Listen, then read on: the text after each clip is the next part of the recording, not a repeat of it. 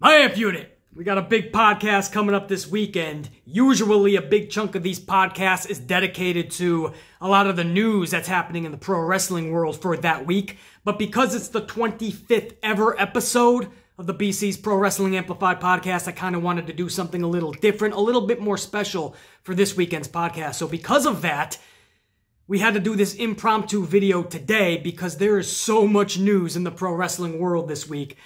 Especially in the last 24 hours, and even more specifically, a lot coming out today. So I first want to start off by saying congratulations to Melina. After 8 long years, roughly, Melina is returning to WWE this Monday, with a plethora of superstars from our past for the Raw reunion in Tampa, Florida. But still, it's a return nonetheless. Vince McMahon is putting his ego and his bygones and differences aside, and we finally get to see Melina come back home. And it's funny because I just made a video a couple weeks ago about AJ Lee and Melina and how they've been really opening up lately in interviews about pro wrestling and possible returns. And AJ Lee saying, never say never. And Melina saying, I'm ready, they're just not calling me, basically. Well, the call was made finally, and I just made that video within the last 2 weeks, and Melina did get the phone call. I'm not patting myself on the back, trust me. I think a lot of people were voicing up and wondering why Melina wasn't getting one more chance, and hopefully this chance leads to many more in the future with WWE, because it's clear Mickie James can still go, and we all know when Mickie got there for her one match against Asuka, that was only supposed to be for that one match.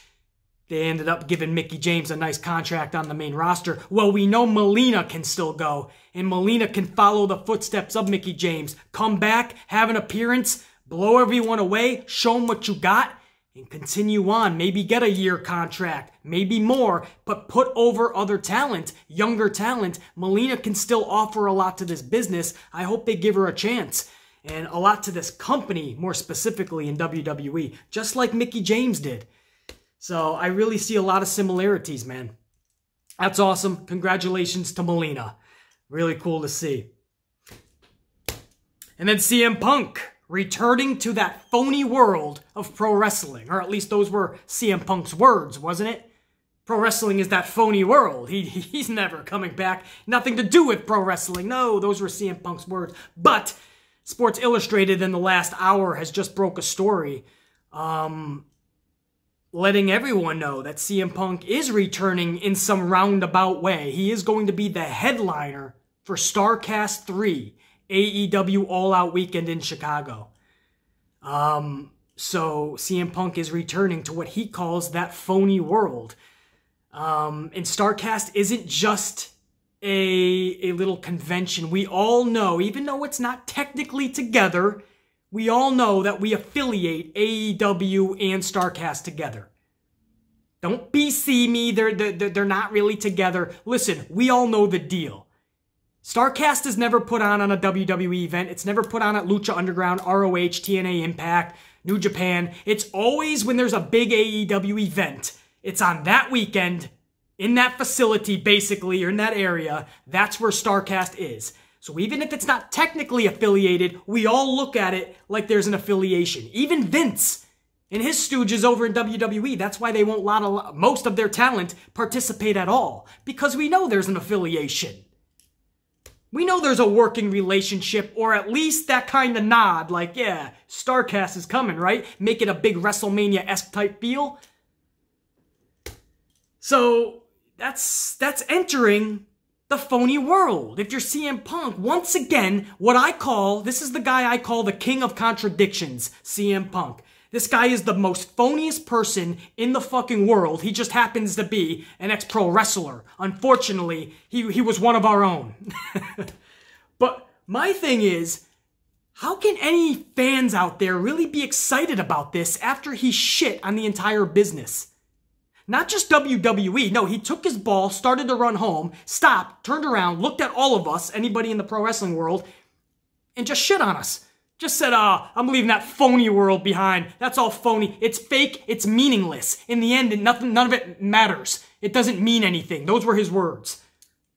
It doesn't mean anything. It's fake and it's a phony world. All of those men and women that travel 300 days out of the year, bust their ass, grind it out on the daily, physically and mentally, all to prove something not just to others, but prove to themselves that they can be better than they were yesterday.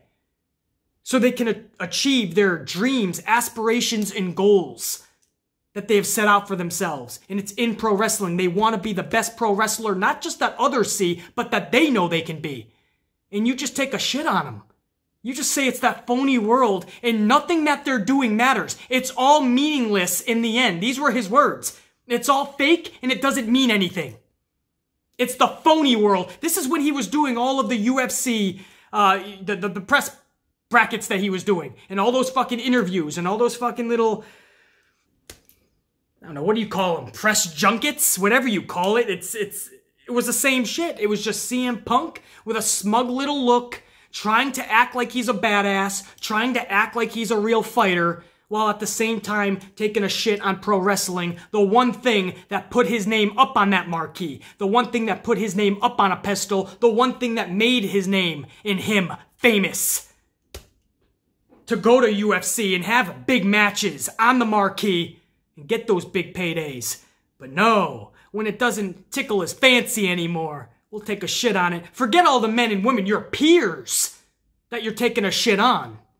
Calling it phony and fake and it doesn't mean anything. Forget all that, right? As long as CM Punk is happy, as long as he's got that smug look and he's collecting those big paydays.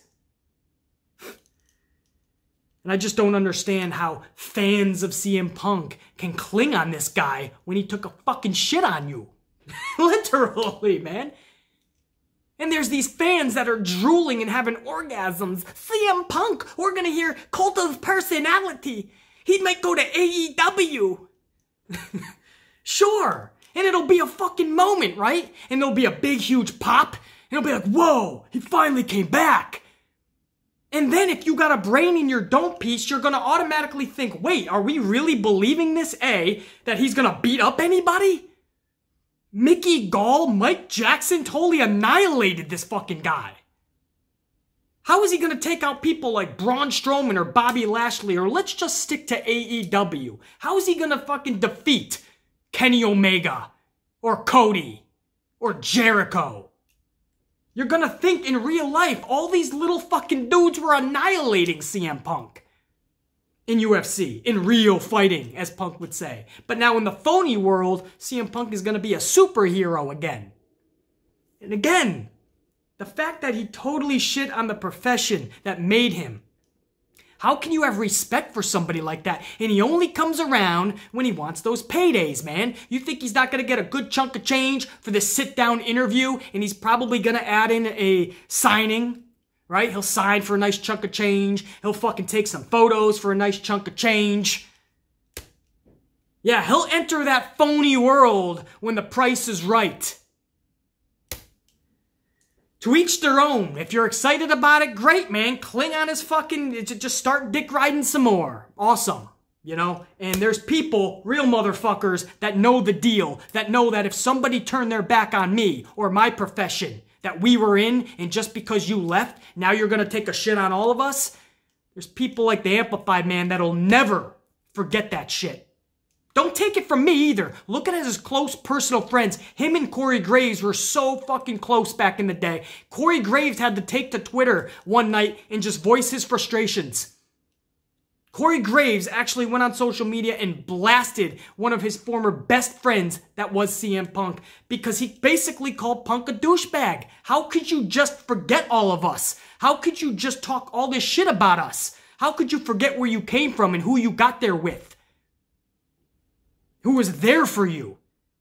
And he turned his back on Corey Graves, one of his close friends. He turned his back, or so says Colt Cabana.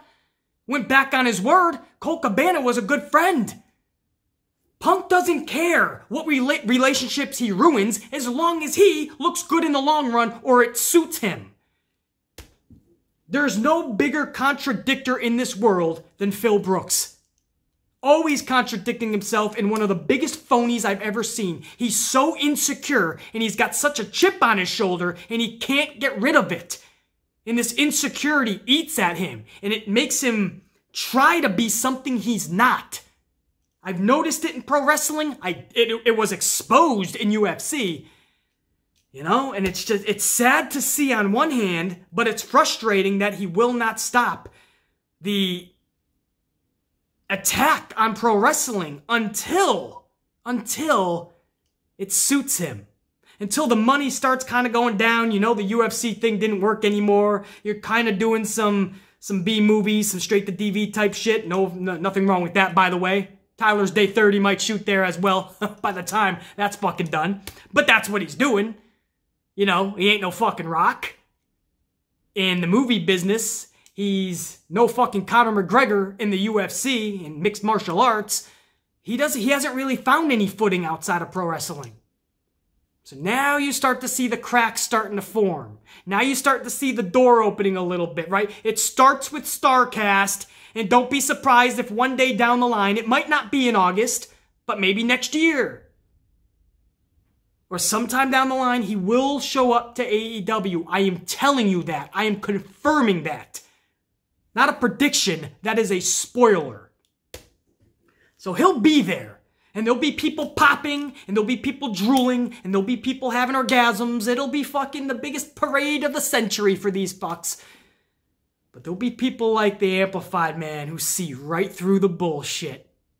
If you think I'm going to show up to an arena and cheer for a dude that shit on the profession that I love and that so many people have spilled their blood, sweat, and tears over just to have a guy take his ball, run home, stop, turn around, and call it a phony world, it's fake, it means nothing in the end. It means a lot, motherfucker. Physically, psychologically, emotionally, it all means so much. These superstars are trying to be better than they were yesterday. They're trying to train to the best of their ability. They're trying to perform in that ring to the best of their ability. They're trying to reach and obtain those aspirations, dreams, and goals. They don't need one of their own taking shits on them and fucking ruining it for them or the experience.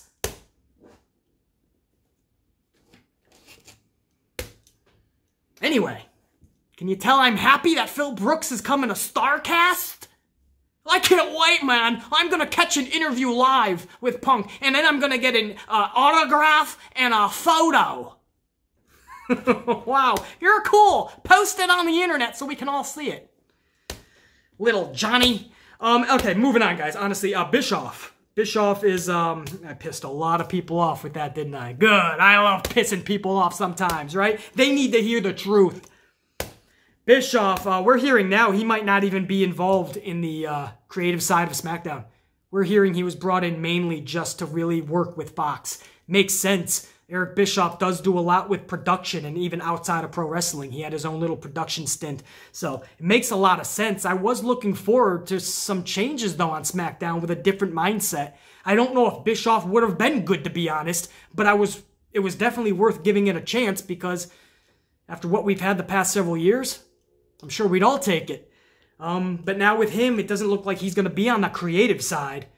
I guess it's still going to be Vince. You know, if you're going to talk still being Vince, I would have liked Vince Russo for a year. I know. I know. Everyone's like, BC, what? No. Anybody but Russo. I just think, like, that would be fun, man. That would bring a little bit of fucking pulse to the show, wouldn't it? That would bring some life to these shows. Just SmackDown, 2 hours, give him 1 year. It can't be any worse than what we've seen, man. And Vince Russo works well with Vince McMahon. We saw it in the Attitude Era. That Attitude Era, as much as you want to shit on Vince Russo, guys, the Attitude Era in WWE anyway, that was created on the back of Vince Russo. You gotta give the guy his due. You had Vince McMahon as the filter for all these ideas, no question. But it was on the back of Vince Russo, and that's what I mean. McMahon and Russo, they go at each other, and Vince Russo he's like Paul Heyman, he wins a lot of these battles. Now, yes, Russo started to let his own ego get to him, and especially down in WCW and TNA, but he's had a lot of time, man, and I know that if he could have done some things different, like a lot of things different, I'm sure he would jump at the opportunity. And if you give him 1 year, I bet you would see some entertaining motherfucking shit. Just saying. It's better than what we have. Just Vince McMahon and his 617 uncreative writers. I'll take fucking Russo. If you're telling me Bischoff ain't going to be doing anything creatively. But that's what we're hearing, guys. Bischoff, as of now, will not be doing anything creatively. We'll see if that changes. Braun Strowman, he signed a 4-year contract recently in the last 24 hours. That's weird because they've been having people sign 5-year deals. So it leads you to believe that maybe Strowman had some time on his contract and they're just leveling it off at 5. So adding 4 more will I have no fucking idea. 4 years just sounds weird to me. But Braun Strowman confirmed that on his social media and saying 4 more years of the monster. And then he left a bunch of crazy hashtags I am not going to go over. But Braun Strowman, and that's what I'm telling you guys. You guys remember last week's podcast that I put out? The main story was Braun Strowman and how Paul Heyman wants him to be the guy. Just like Bischoff, when he was coming over, the main guy that he wanted to work with and propel was Kevin Owens. And it's kind of weird how right after that announcement of Eric Bischoff, Kevin Owens started to be catapulted. So, you know, if Bischoff does not have anything to do with the creative side of SmackDown, he's at least dropping little ideas, man. He's at least giving his input in what Fox might like. Maybe Fox will like something like Kevin Owens, and maybe that's what Bischoff is supposed to be, kind of like the middle ground man. So even though he's not writing out these shows, he is overseeing it and saying Owens is the guy that Fox would like and Fox really needs. Make Kevin Owens that Stone Cold type character because Bischoff has always been high on Owens. And Paul Heyman, we're hearing, is really high on Braun Strowman.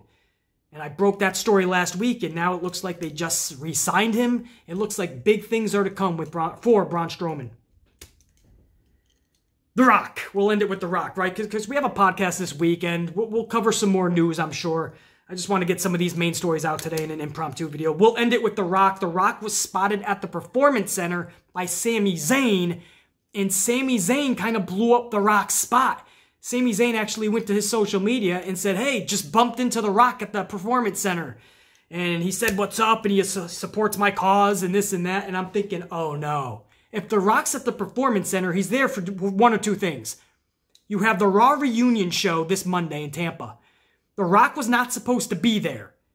But obviously, if he shows up, it would be a surprise. I don't think they would announce The Rock while they're already announcing everyone else. Hulk Hogan, Stone Cold, they just brought out Melina now. It would be stupid to also announce The Rock. You might as well just have some surprises. The Rock would be one of them. So he would only be at the Performance Center for 1 or 2 things. A, practice in their rings a little bit, do some spots with somebody, and they got something big planned for in the ring this Monday, and The Rock was going over the spots at the Performance Center. So either he's going to be there in Tampa in an in-ring spot, or he was there to film something for the Raw reunion show Monday.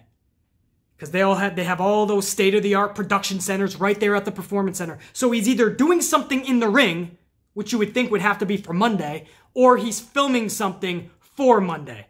Either way, the spot was blown up by Sami Zayn. So, but that is a confirmed story. I think Sami Zayn knows what The Rock looks like, and he actually had a conversation. So The Rock did come to the Performance Center this weekend. Nobody knows why, but the Amplified Man is using common sense. That's it. That's the news I got. I know it's a lot, man. And guys, I have like 7 more stories I'm not even getting into right now. I could go this could be its own podcast. But hopefully you guys enjoyed those stories. Feel free to take a look, start Googling yourself, and find out more about each one of these stories because they're ever developing. They're they're pretty huge stories, and I'm sure we're going to hear a lot more of them about them in the future. I'm the Amplified Man, and we're going to do this again this weekend for the 25th podcast. I'm going to do a little bit of a different format for this podcast as a thank you to you guys, so it'll be cool. For now, the Amplified Man saying, check you later.